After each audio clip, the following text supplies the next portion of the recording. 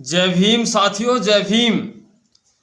और साथियों, आज जो मैं बात कर रहा हूँ ना, ये बात जरूर सुननी चाहिए आपको, क्योंकि बात ये जो छोटी छोटी जातियां भारत में रहती हैं उनके पक्ष में मैं बात कर रहा हूँ। जबकि मेरा किसी से कोई लेन देन मतलब नहीं है। मैं चाहता हूँ इस देश में जो गरीब, शोषित, पीड़ित, वंचित तबका है, यानी उसको भी आगे बढ़ने के चांस मिलने चाहिए।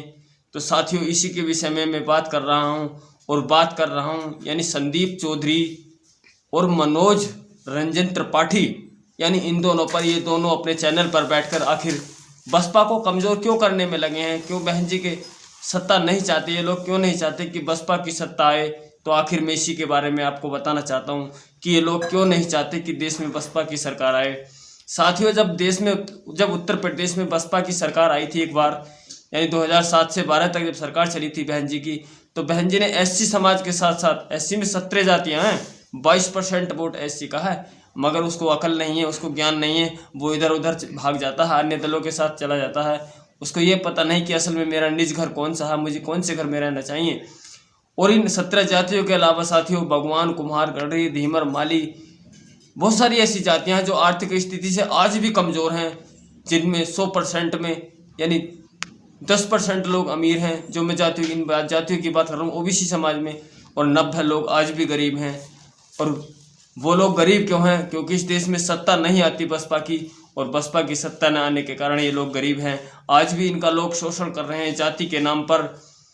और साथियों, और ये लोग जो मैं बता रहा हूँ, संदीप चौधरी और मनोज रंजन की, ये हमेशा बहन जी की बुराई इसलिए करते हैं क्योंकि जब बहन जी की सत्ता आई थी तो बहन जी ने इन सब लोगों के लिए बहुत काम किया था। इनके बच्चों को नौकरी देने का काम किया था, अच्छी शिक्षा देने का काम बहन जी ने किया था इन लोगों को। और इसके साथ साथ मुस्लिमों में बहुत सारी जातियाँ ऐसी हैं साथियों, जिनको बहन जी ने आगे बढ़ाने का काम किया। जबकि यानी काशीराम आवास देकर, महामाया पेंशन देकर, बहुत सारी योजनाएं देकर इन लोगों को आगे बढ़ाने का काम किया।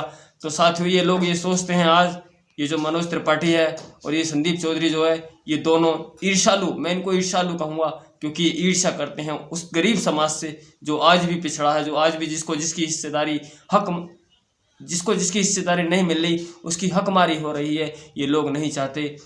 ये लोग वही लोग हैं, जब मैं कक्षा 9 में पढ़ता था मुझे खूब ध्यान है साथियों, हम कुम्हार समाज के, गढ़रिया समाज के, मुसलमान समाज के, भगवान समाज के बच्चे पढ़ने जाते थे। हमारे यहाँ एक इंटर कॉलेज था, लखोरी इंटर कॉलेज लखोरी। तो उसमें ये जाट समाज के लोग और पंडित समाज के लोग कभी नहीं चाहते थे कि ये जो जातियाँ, छोटी छोटी जातियों के, इनके बच्चे पढ़ लिख कर आगे बढ़ जाएं। साथियों, मैं पढ़ने में काफ़ी अच्छा था और आज भी मैं चाहता हूँ कि मैं 9वीं को पास कर दूंगा, जबकि मुझे 15 साल हो गए हैं बिना किताब देखे। फिर भी इन लोगों ने हमें फेल कर दिया, इतनी जातियों के लोगों को फेल कर दिया। और इसलिए फेल कर दिया कि क्योंकि ये लोग पढ़ लिख कर आगे न बढ़ जाएं। अगर मैं इनको हम इनको फेल कर देते हैं तो फिर इनका हौसला टूट जाएगा और ये पढ़ना छोड़ देंगे। साथियों, उसी के साथ साथ बहुत सारी विडंबनाएं, हमारी ये जो जातियाँ, इनसे छूत भी मानते हैं लोग, और एक दूसरे को, यानी हमारी जो छोटी छोटी गरीब तबका, इनको बहकाने का काम करते हैं, इनको वर्ग लाने का काम करते हैं। इनको बताते हैं कि मायावती की सरकार केवल जाटवों की सरकार है। साथियों, ऐसा नहीं है, जाटवों की सरकार है। उत्तर प्रदेश में आप आकर तो देखिए, उत्तर प्रदेश के किसी इंसान से पूछ कर तो देखिए कि साथियों, बहन जी की सरकार सब जनों की सरकार है। और बहन जी ने फ्री में सफाई कर्मी की नौकरी देकर, और बहुत सारी पुलिस की नौकरियां, बहुत सारी नौकरियां देकर, बहुत सारे सरकारी विभाग बनाकर, जिले बनाकर, और अभी भी वो पश्चिम उत्तर प्रदेश को एक नया स्टेट बनाना चाहती हैं। साथियों, वो चाहती हैं जो हमारा ये समाज है, जो गरीब समाज है, एससी के साथ साथ ओबीसी में जो गरीब लोग हैं, इनको भी यानी आगे बढ़ने के अवसर मिलें। कुछ लोग कहते हैं कि मायावती इन गरीब जातियों को एससी में नहीं करना चाहती। एससी में कैसे कर देंगी? वो अलग से जब आरक्षण की व्यवस्था दे रही हैं साथियों, जहाँ आज 100 एससी में 100 लोग हैं, उनको 50 रुपये मिलते हैं, तो 50 पैसे मिलते हैं ऐसे मानिए। और जब और 100 बढ़ जाएंगे तो फिर 25 पैसे मिलने लगेंगे। इसलिए बहन जी इनको एससी में शामिल नहीं करती और इनको अलग से आरक्षण देती हैं, ताकि किसी को बुरा भी न लगे और इनका भी काम बढ़ जाए। तो बहन जी यानी हर एक समाज को, बहन जी ने तो जाटों के लिए भी, पंडितों के लिए भी, सबके लिए काम किया है। मगर ये लोग इतने बुरे हैं, इतने ईर्ष्यालु हैं, इतने जलालु हैं, ये नहीं चाहते कि हमारे समाज का बच्चा आगे बढ़े, पढ़े लिखे, वो तरक्की करे, उसके पास जल जंगल ज़मीन हो। यानी हम ही तो लोग हैं वो जिनके पास बहुत ना के बराबर ज़मीनें हैं, जल यानी पानी के सिस्टम है। अगर हमारे पास 2-4 बीघे ज़मीन भी है तो हम अपना बोरिंग कराने में सक्सेसफुल नहीं होते, क्योंकि हमारे पास इतना पैसा नहीं होता। 4 बच्चे होते हैं, 2 बीघे ज़मीन होती है, दो पशु पालते हैं साथियों, तो हम लोग कैसे तरक्की कर लेंगे जब तक हमारे बच्चे पढ़ेंगे नहीं, लिखेंगे नहीं, आगे नहीं बढ़ेंगे, उनकी नौकरी नहीं लगेंगी, हमको हिस्सेदारी नहीं मिलेंगी, हम लोग भला तरक्की कर सकते हैं? नहीं कर सकते ना। इसीलिए तो साथियों ये लोग सोचते हैं कि ये जिनको हम ऊंची जाति वाला मानते हैं, ये लोग हमेशा सोचते हैं कि इनके बच्चे पढ़ लिख कर आगे न बढ़ जाएं। और इसके साथ साथ एक बात और बता देता हूँ साथियों, इसी के साथ साथ हमारे यानी हर एक विभाग में हमारे साथ भेदभाव होता है, लगाकर थाने से लेकर और बड़े बड़े सरकारी ऑफिसों तक। यानी यहाँ हम लोगों की, गरीब लोगों की सुनवाई नहीं होती, गरीब लोगों को पुलिस डांट डपट कर भेज देती है। मैं कहता हूँ अगर मोदी जी हमारे इतने ही पक्ष में हैं, मोदी जी अगर इन जातियों के इतने ही हितैषी हैं, तो मोदी जी ने इन जातियों के लिए क्या करा है? कुछ भी नहीं किया है। इन लोगों को तो मोदी जी और गरीब करना चाहते हैं, उन लोगों के घरों में मीटर टांग कर, उनको इतनी ताबड़तोड़ महंगाई देकर। साथियों हमें इन लोगों की बातों में नहीं आना जो हमको बहकाने का काम कर रहे हैं, अपने अपने चैनलों पर बैठकर हमेशा बहन जी को कमज़ोर बताने का काम करते हैं।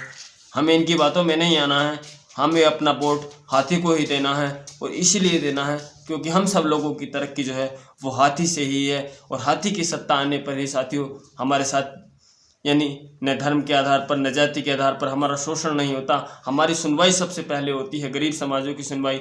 बहन जी की सरकार जब आती है तो साथियों सबसे पहले गरीबों की सुनवाई होती है। इसीलिए तो ये जालिम नहीं चाहते कि इस देश में गरीबों की सत्ता आए ताकि वो लोग आगे न बढ़ जाएं। ये हमारे बहुत बड़े दुश्मन हैं साथियों। ये चाहते हैं कि अगर ये लोग पढ़ लिख लेंगे, आगे बढ़ जाएंगे, तो हमारे यहाँ गुलामी कौन करेगा साथियों। और तो और मैं आपको बताऊं, ये कभी हमारे समाज को सम्मान देने का काम नहीं करते। हमारे समाज के लोग तो इनको चाचा ताऊ दादा भी कहते हैं, मगर ये हमारे समाज के लोगों को हमेशा एवे ओरे अवे इस तरह की भाषा का प्रयोग करते हैं साथियों। कभी हमारे बुजुर्गों से बुजुर्गों को भी ये चाचा ताऊ कहने का काम नहीं करते। तो साथियों ये वही लोग हैं, केवल हमको बहकाएंगे, मूर्ख बनाएंगे और अपना उल्लू सीधा करेंगे साथियों। तो हमें इनकी बातों में नहीं आना। और बसपा साथियों एक ऐसी पार्टी है, यानी बसपा से पहले, यानी बसपा न आने से पहले लोग हमारी जाति के लोगों का आज भी बहुत शोषण करते हैं। उत्तर प्रदेश से बाहर, उत्तर प्रदेश में भी हो रहा है, उससे बाहर भी हो रहा है।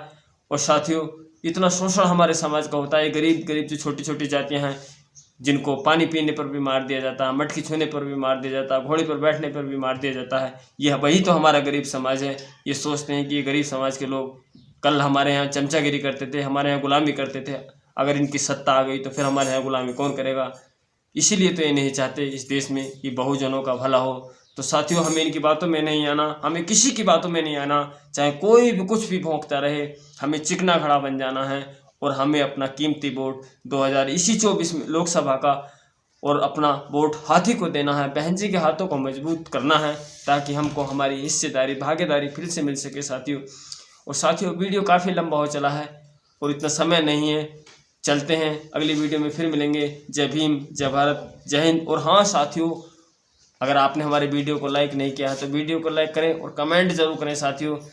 और साथियों अगर आप हमारे चैनल पर नए हैं तो हमारे चैनल को बिल्कुल अभी सब्सक्राइब करें और बेल को प्रेस करें ताकि इस तरह की जानकारियाँ मैं आपको आगे भी जुटा कर दे सकूँ। जय भीम, जय भारत, नमो बुद्धाय।